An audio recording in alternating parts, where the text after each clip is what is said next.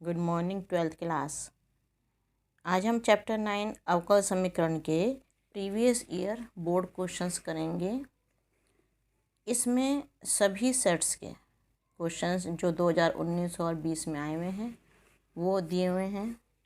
पहले बहुविकल्पीय क्वेश्चंस हैं एक एक नंबर के। ये एक नंबर के बहुविकल्पीय 4 ऑप्शंस वाले होंगे ये, और इन्हीं के साथ इनका नंबर भी लिखा हुआ है जो जिस एक्सरसाइज का क्वेश्चन है आपका। इन क्वेश्चन को जब आप सॉल्व करोगे तो आप इनको फुल सॉल्व नहीं करना आपको, क्योंकि इन क्वेश्चंस पे ज़्यादा आपको टाइम नहीं लगाना। एक एक नंबर एक क्वेश्चन है। अगर आपको डायरेक्ट माइंड में सॉल्यूशन है इनका तो वो कर लो, नहीं है माइंड में सॉल्यूशन तो सॉल्व करके रफली सॉल्व करके देख लो इसको, जिससे कि आपका टाइम वेस्ट ना हो। साफ साफ नहीं करना आपको, फेयर में नहीं करना। ये क्वेश्चन नंबर 6 से हैं ये। इसके साथ में जिस एक्सरसाइज का जो सा क्वेश्चन है वो दे रखा है। इसमें कुछ ऐसे आपके एक्सरसाइज में से नहीं है, बाहर से हैं। अच्छा, यहाँ पे 8वां क्वेश्चन जो बच्चे स्कूल में कर चुके हैं वो ध्यान दो। 4 जो ये लिख 4 ये यहाँ पे नहीं है, ये 4 यहाँ पे है, ये 4 यहाँ पे है इस जगह। तो अब इसका मैं सॉल्यूशन दिखाऊंगी आपको।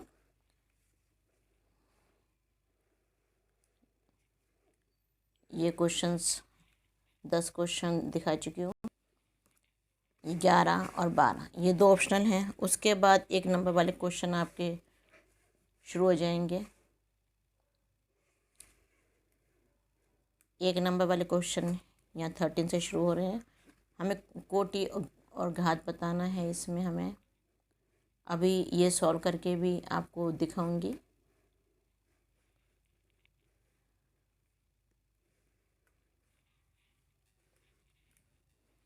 इसके बाद 20वां क्वेश्चन से शुरू हो रहा है इस आगे अगले पेज पे। ये आपके क्वेश्चंस हैं। देखो ये वाला जो क्वेश्चन मैंने आपको पहले बताया था, सेम क्वेश्चन 8 भी और क्वेश्चन नंबर 22 भी है। एक नंबर में है, वो बहुविकल्पीय है, और दूसरा भी एक नंबर में है, उसमें ऑप्शन नहीं दिया। सॉल्व करना है इसको आपको। अब एक नंबर वाले क्वेश्चन भी सॉल्व करने हैं, 2 नंबर वाले भी क्वेश्चन सॉल्व करने हैं आपको। तो ये आपके क्वेश्चंस हैं। उसके आगे एक्सरसाइज का नंबर, क्वेश्चन नंबर सब दे दिया है, ताकि आप बुक में से आंसर मैच कर सको, या नहीं आता तो बुक में से सॉल्यूशन देख सको आप उसका। 31 क्वेश्चन नंबर और 32 क्वेश्चन नंबर। इसके बाद आपके 5 नंबर के क्वेश्चन शुरू हो जाते हैं। फिर इनके आगे भी इनके क्वेश्चन नंबर, एक्सरसाइज नंबर सब लिखा हुआ है। नोट करके आप इनकी प्रैक्टिस कीजिए।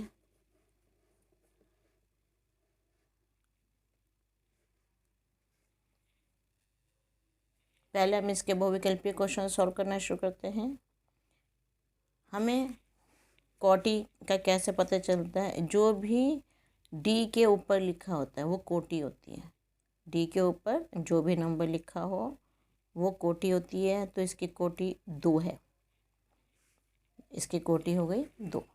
जो भी डी के साथ सबसे बड़ी घात हो, जैसे इसकी घात तो 1 है, इसकी घात इसकी कोटि 1 है, इसकी कोटि 2 है।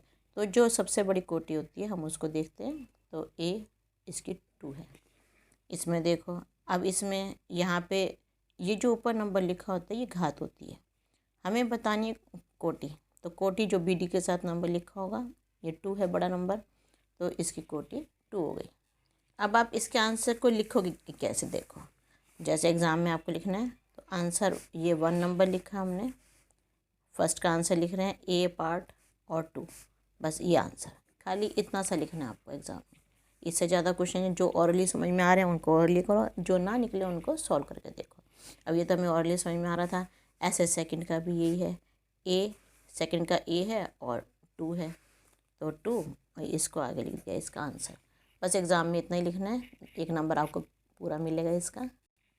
अब ये देखो एक्सरसाइज 9.1 का 11th क्वेश्चन है। अब यहाँ सबसे बड़ी कोटि है 2, इसकी घात हमें देखनी है। अब जो सबसे बड़ी कोटि होती है उसकी घात हम देखते हैं। तो कोटि इसकी 2 है, घात 3 है। पूछा है क्या? घात पूछा है, तो घात इसमें घातीय नहीं है इसकी। मैंने आगे देखा, इसको आगे देखो। Sine dy upon D X, जब भी साइन के साथ ऐसा नंबर आ जाए, अगर ये ना होता तब तो ये था हमारा कि कोटि 2 और घातीय। अगर कहीं भी ये आ गया तो इसका मतलब ये परिभाषित नहीं है। डी पार्ट इसका आंसर आ जाएगा, ये परिभाषित नहीं है। 4th क्वेश्चन देखो, अब इसको सॉल्व करना पड़ेगा कि हमें दे रखा है कि किस समीकरण का व्यापक हल ये है। अब आंसर ये आना चाहिए, इनमें से कोई एक आंसर आएगा। तो इसको हम सॉल्व करके देखते हैं कैसे सॉल्व करेंगे इसको। हमें d2y तक पहुंचना है, d2y अपॉन डी एक्स की पावर 2 इस तक पहुंचना है। तो y फिर dy अपॉन डी एक्स निकालेंगे, d2y अपॉन डी एक्स का स्क्वायर निकालेंगे। इसमें y हमें दिया हुआ है, इसे शुरू करते हैं सॉल्यूशन इसका। y is equal to c1 e की power x plus c2 e की पावर माइनस x। x के सापेक्ष अवकलन करने पर dy upon D X c1 e की पावर x माइनस c2, क्योंकि ये जो माइनस है वो यहाँ आ जाएगा इसका, c2 e की पावर माइनस x। दोबारा से क्योंकि हमें हर आंसर में d2y दिया हुआ है तो हम d2y तक पहुँचना है हमें। c1 e की पावर x प्लस, अब ये फिर माइनस यहाँ आ जाएगा तो प्लस c2 e की पावर माइनस x। अब हमने दोनों निकाल लिए, dy बाई डी एक्स भी निकाल लिया, d2y बाई डी एक्स का स्क्वायर भी निकाल लिया हमने। तो ए पार्ट में दोनों की वैल्यूज़ हम पुट करते हैं, इसकी वैल्यू पुट कर दी और इसकी वैल्यू हमने पुट कर दी। अब देखा ये दोनों जुड़ के 2c1 e की पावर x हो गई, ये दोनों जुड़ गए तो 0 के इक्वल तो नहीं है, तो इसका मतलब ये आपका सॉल्यूशन नहीं है। नेक्स्ट पे आ जाओ B part, d2y minus D X का स्क्वायर माइनस वाई है, तो इसमें हमने वैल्यूज़ पुट कर दी। अब इससे ये कट गया हमारा और इससे हमारा ये कट गया, आ गया क्या 0। तो इसका मतलब d2y अपॉन डी एक्स का square minus Y is equal to 0 दिए गए समीकरण का व्यापक हल है। 5th क्वेश्चन देखो, अवकल समीकरण cos x dy by D X plus Y sine X is equal to 1, इसका समाकलन गुणांक ज्ञात करना है, इंटीग्रेटिंग फैक्टर। इसके लिए यहाँ पे single dy by D x होना चाहिए, इसका साथ जो भी कुछ लिखा हो उसको हम इधर ले आते हैं। cos x dy by D X plus Y sine X, अब ये cos x है यहाँ से हटा के इधर ले आना, ये इधर नीचे आ जाएगा और इसके भी नीचे आ जाएगा। Sine x upon cos x tan x बन जाएगा, 1 upon cos x sec x बन जाएगा। अब ये समीकरण जो है dy upon D X plus P Y is equal to Q के रूप की है, जहाँ p is equal to tan x और q is equal to sec x, मतलब p और q दोनों x के फलन हैं। इंटीग्रेटिंग फैक्टर e की पावर p dx, तो p हमने tan x ले लिया, log sec x, e की पावर log, कहीं भी log e लिखा हो या e की पावर log लिखा हो इसकी वैल्यू 1 होती है, तो ये आ जाएगा sec x। इंटीग्रेटिंग फैक्टर हो गया sec x। देखो ये तो पूरा हमने सॉल्यूशन कर दिया समझाने के लिए। आंसर कैसे लिखोगे, 5th question B part sec x, ये इसका आंसर। अब ये पूरा ऊपर का जो सॉल्यूशन है वो रफ में कर सकते हो, सिर्फ अगर ये भी लिख दोगे तो भी आपको पूरा 1 नंबर मिलेगा। 6th क्वेश्चन है आपका d2 ये y is equal to X विशिष्ट हल है किस समीकरण का है। तो 4 हमें दी हुई हैं, किसी भी एक का है, सॉल्व करते हैं इनको। यहाँ y x दे रखा है, dy यहाँ से हम dy बाई डी एक्स निकाल लेंगे और d2y बाई डी एक्स निकाल लेंगे, इनमें वैल्यूज़ पुट कर देंगे सबकी। तो देखते हैं करके इसको। ये y हमें x दिया हुआ है, x के सापेक्ष अवकलन करने पर dy by D X is equal to 1। अगर ये क्वेश्चन आपको 1 नंबर या 2 नंबर में आए तो आपको पूरा सॉल्यूशन करके दिखाना होगा, और अगर ये बहुविकल्पीय में आ रहा है तो रफली सॉल्यूशन करके आंसर सिर्फ लिखो आप उसका। इसके बाद हमें निकालिए d2y अपॉन डी एक्स का स्क्वायर इज इक्वल टू 0 आ जाएगा ये। अब इनमें वैल्यूज़ पुट करिए, इसमें वैल्यू पुट करी तो 0 के इक्वल नहीं आया, तो यहाँ पे लिख देंगे नहीं, हल नहीं है। अच्छा, यहाँ पे अब सेकंड में रख के देखा, यहाँ भी is equal to left hand side हम लेके चलेंगे, लेफ़्ट हैंड साइड में वैल्यूज़ रखी, राइट हैंड साइड x है तो x यहाँ तो ये आ रहा है, x के इक्वल नहीं है तो यहाँ भी लिख देंगे नहीं है। अब तीसरे पे आते हैं d2y अपॉन डी एक्स का स्क्वायर। अब इसकी भी LHS लेके चलते हैं हम और देखते हैं इसको सॉल्व करके देखते हैं। अगर जीरो के इक्वल आ गया यहाँ पे, ये दोनों आपस में कट गए, जीरो आ गया, तो अब ये जीरो के इक्वल आ गया, मीन्स दिए गए आपका समीकरण का विशिष्ट हल है आंसर इसका। तो इसका आंसर आपने रफली में निकालना है। ठीक है, क्या लिखोगे आंसर? 6 क्वेश्चन, थर्ड पार्ट, और ये पूरा आप लिख दोगे d/y/dx का स्क्वायर। इतना सारा आपको शो करने की ज़रूरत नहीं है, बस टीचर्स को मेन इसका आंसर चाहिए होता है। आप सिर्फ इसका आंसर लिख दोगे तो भी आपको पूरा 1 नंबर मिलेगा। अच्छा, 8वां क्वेश्चन करते हैं। ये दे रखा है, इस समीकरण की हमें घात बतानी है। d/y/dx का square is equal to, root में यहाँ पे 4 है, 4 को बीच में मत समझना, यहाँ पे नीचे 4 लिखा हुआ है, पार इसमें अंडर रूट के अंदर है ये 4, y + dy/dx का होल स्क्वायर। तो जब ऐसे होता है हमारा, तो हम दोनों तरफ की पावर 4 लेते हैं, जो भी यहाँ नंबर लिखा होगा वही दोनों की पावर में हम लिख देंगे, दोनों पक्षों की घात 4 लेने पर। तो d/y/dx का स्क्वायर की पावर 4, और ये जो है अंडर रूट वाली, ये 1/4 है, ये तो 1/4 है। अब दोनों पक्षों की घात 4 ले रहे हैं, इधर भी 4 लिख दिया और इधर भी 4 लिख दिया है, ये घात इसको, और इसको हमने, इतने पोर्शन को हमने बड़े ब्रैकेट के अंदर लिखा है। देखो यहाँ पहले तो हमने y + dy/dx का स्क्वायर, ये हमने जो ऊपर लिखा था ये लिख दिया, फिर इसको हमने करा मिडल ब्रैकेट में, मंझले ब्रैकेट में, और ये जो 4 है अंडर रूट के अंदर, इसका 1/4 बना दिया। अब क्योंकि दोनों पक्ष की घात 4 ली है, तो इधर बड़ा ब्रैकेट लगा के घात हमने 4 लिख दी। अब घात की घात होती है, गुणा हो जाती है, यहाँ आ गया d/y/dx का स्क्वायर की पावर 4, y + dy/dx, यहाँ पे घात 2 है, और ये दोनों घातें गुणा होके ये दोनों कट गई घातें। अब यहाँ अब क्या बचा, y + dy/dx की पावर 2, d/y/dx की पावर 4, हमें बताना है घात। तो एक तो ये है dy, इसकी तो कोटि 1 है, इसकी कोटि 2 है, जिसकी कोटि ज़्यादा होती है घात उसी की देखी जाती है, तो इसकी कोटि ज़्यादा है तो घात इसकी 4 है, मीन्स घात इसकी 4 हो गई। 7वां क्वेश्चन रहेगी हमारे बीच में। तो 7वें में जिसकी कोटि ज़्यादा होती है, कोटि को इंग्लिश में ऑर्डर कहते हैं, जिसका ऑर्डर ज़्यादा हो, कोटि ज़्यादा हो, घात उसी की देखी जाती है हमेशा। इसकी हमसे सिर्फ कोटि पूछा है, तो कोटि इसकी ज़्यादा है, तो कोटि 3 और सी पार्ट वाला इसका आंसर आ जाएगा। क्वेश्चन नंबर 9, x d/y/dx का स्क्वायर + dy/dx की पावर 3 + y की पावर 2, घात बतानी है। तो सबसे ज़्यादा कोटि इसकी है, 2 है कोटि इसकी, तो घात कितनी हो जाएगी, 1। जिसकी कोटि सबसे ज़्यादा होती है घात भी उसकी मानी जाती है।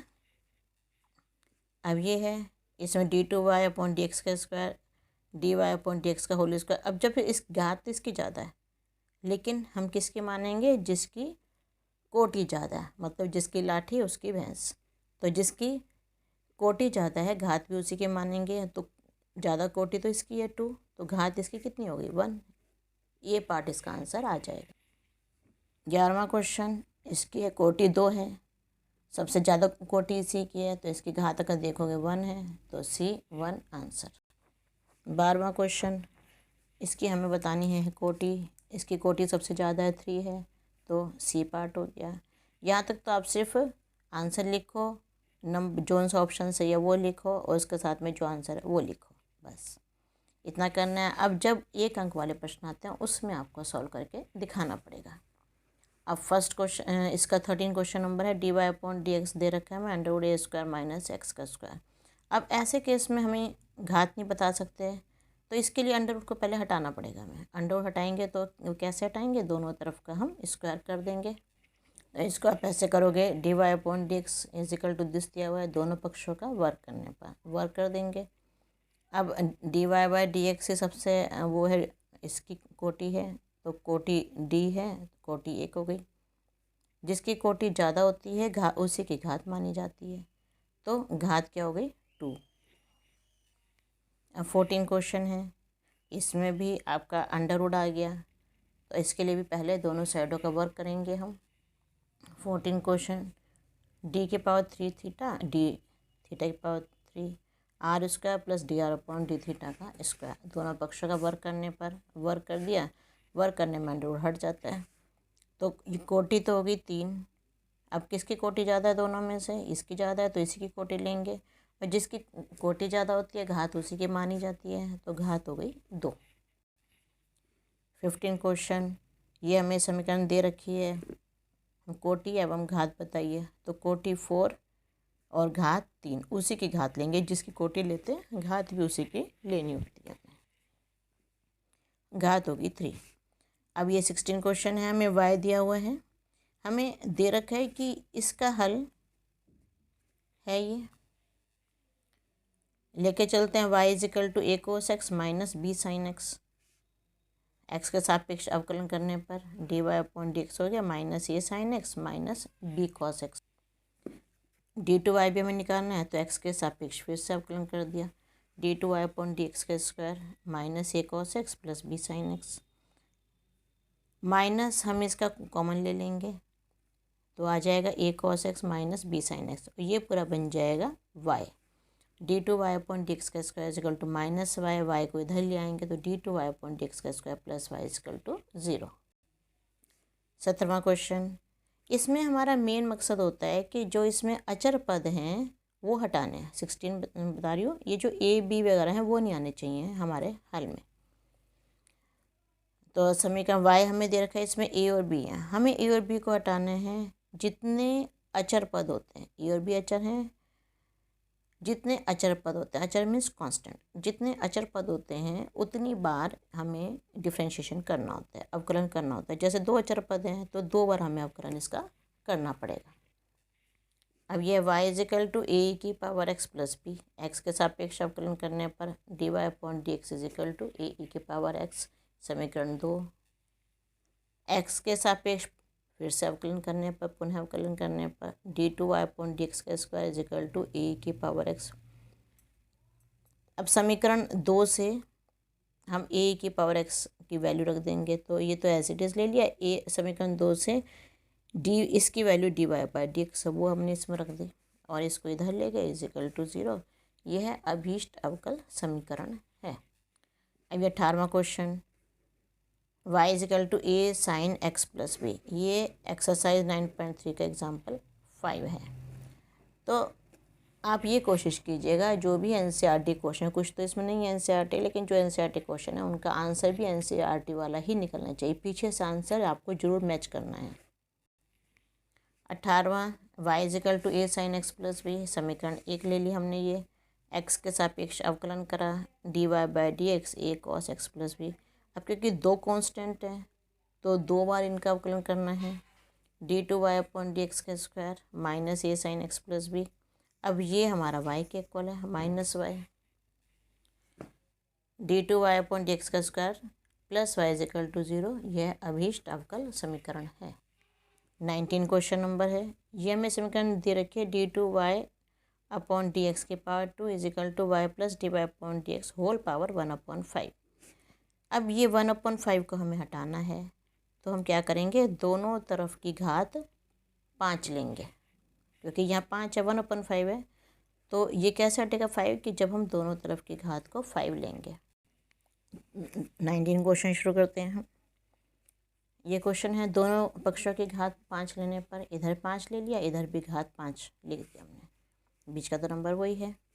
सॉल्व करें इसको आगे, तो घात की घात हमेशा गुणा होती है, तो 1/5 इंटू 5, ये 5 से 5 कैंसिल हो जाएगा। d2y अपॉन dx का स्क्वायर की पावर 5, y प्लस dy अपॉन dx की घात 1।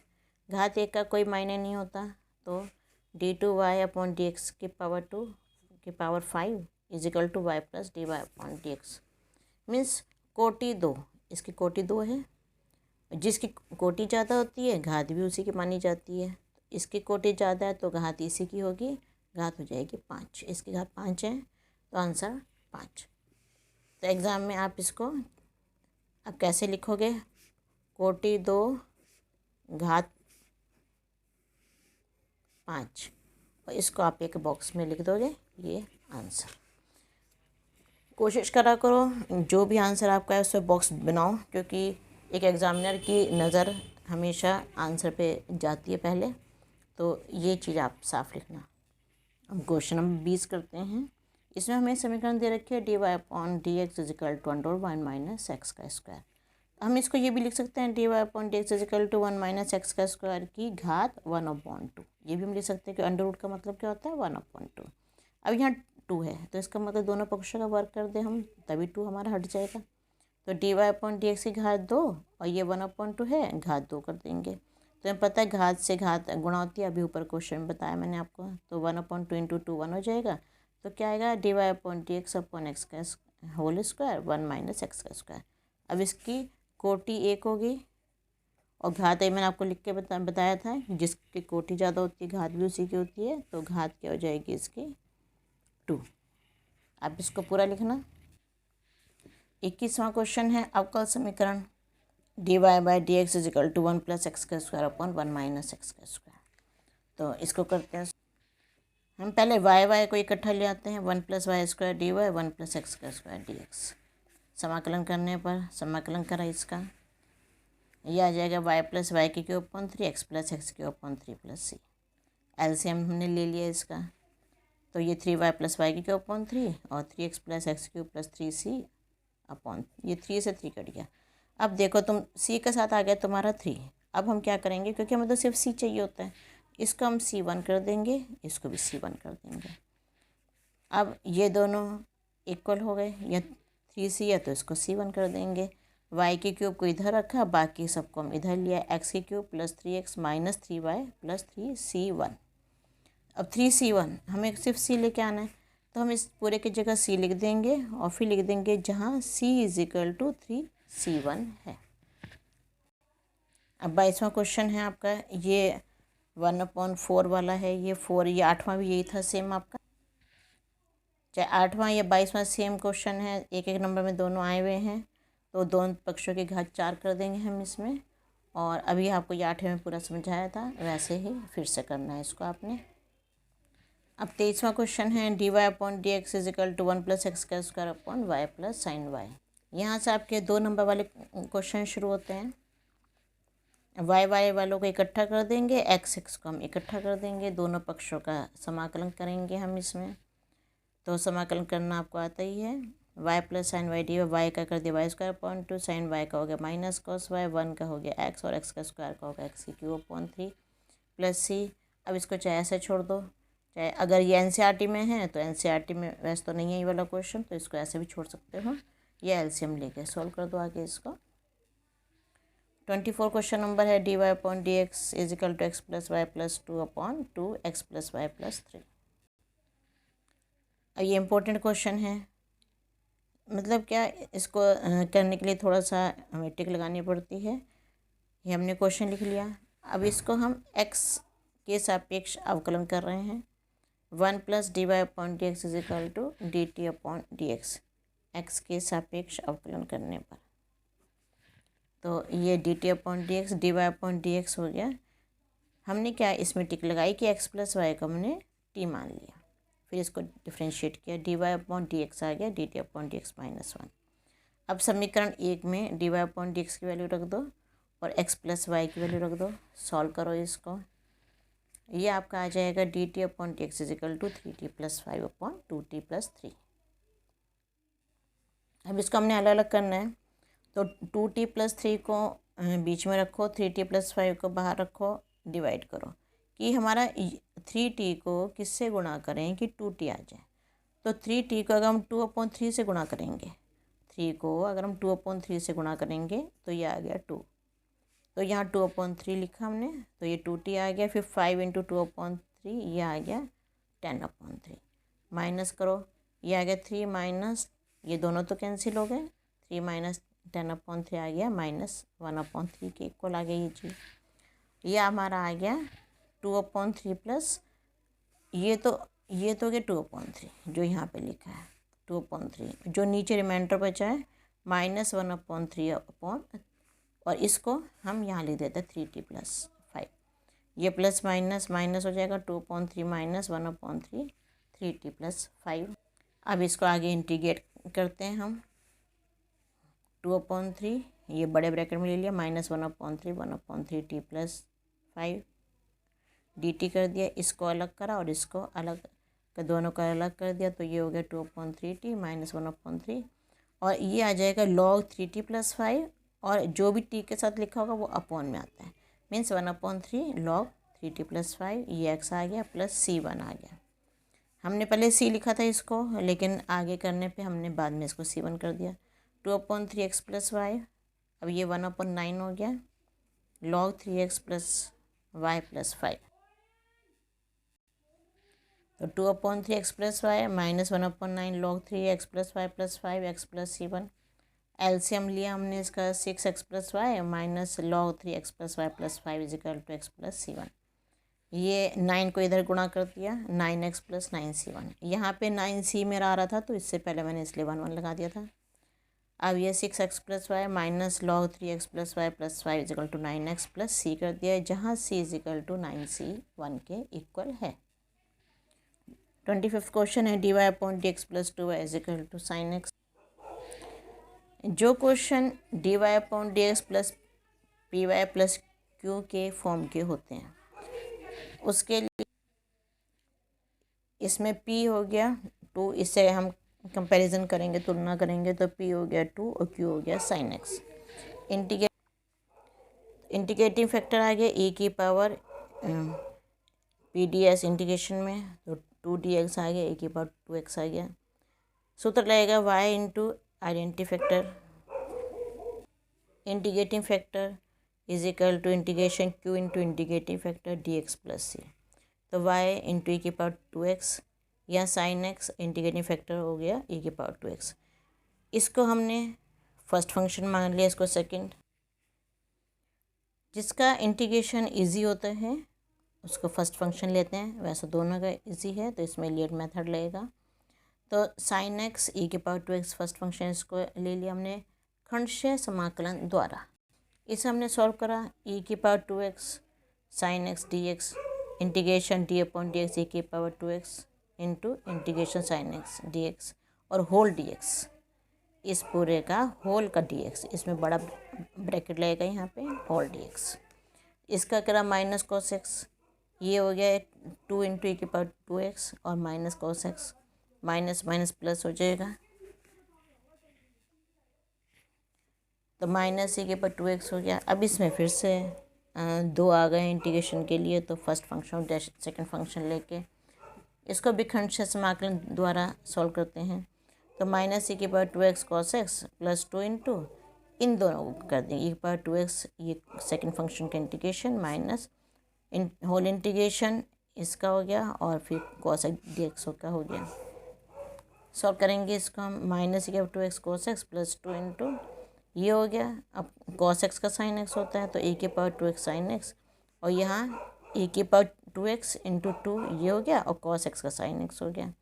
अब ये पूरा हमारा i के इक्वल है, तो -2i, ये 2 × 4 4 हो गया, 4i उधर जाएगा, 5i बन जाएगा इसमें ये, तो ये आ गया 2 e की power 2x sin x minus e की power 2x cos x। e की पावर 2x दोनों में से कॉमन ले लेंगे, तो 2 sin x minus cos x, i की वैल्यू हम निकाल रहे हैं, तो ये अपॉन में 5 आ जाएगा यहाँ पे।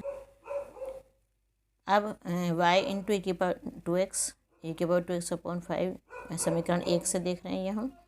y × इंटीग्रेटिंग फैक्टर था, जहाँ पे हमने i लिया था पहले, अब i की वैल्यू हमने रख दी।